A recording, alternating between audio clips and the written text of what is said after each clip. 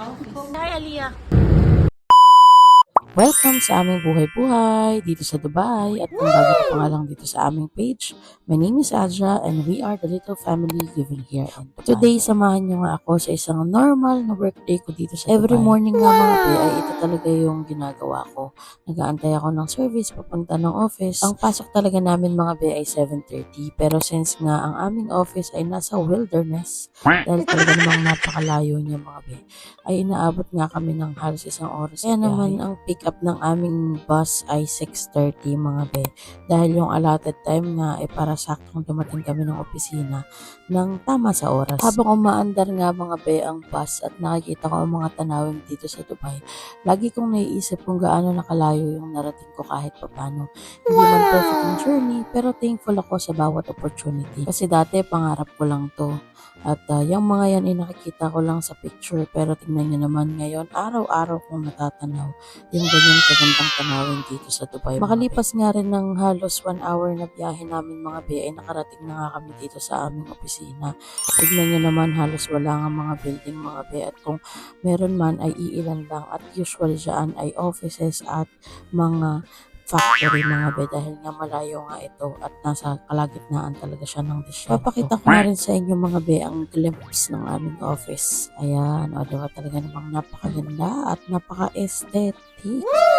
Diyan nga mag-umpisa ang araw natin dito sa opisina mga be. Siyempre mga be ay hindi nga natin kakalimutan na mag-login dahil yan ang pinakamahalaga dahil kapag kasahodan ng mga be, diyan nga sila magbibase.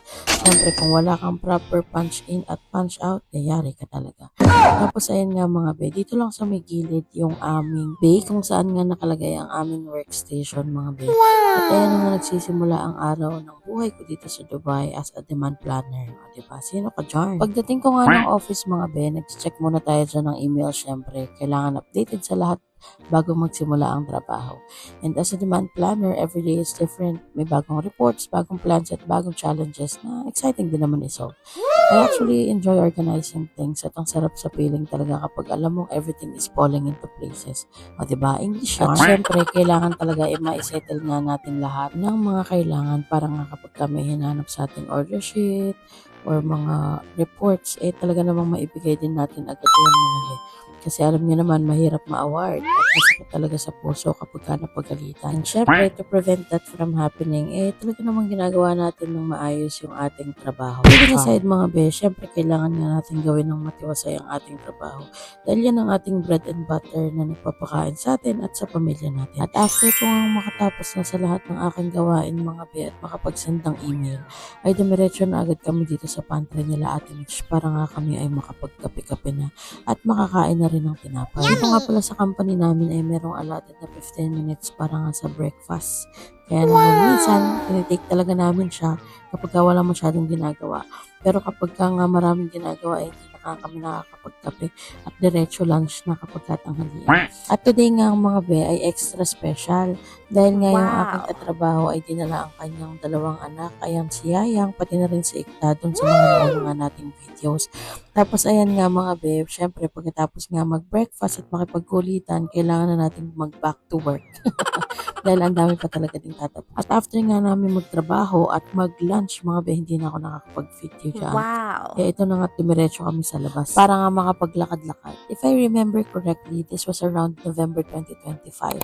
Kaya medyo malamig pa ang panahon dito sa Dubai.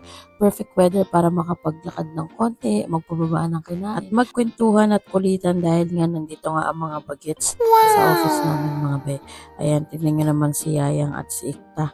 Wala talagang paglagyan ang energy nila mga be. Sayaw pa yan sila ng sayaw dyan, hindi ko nga lang nakuhaan.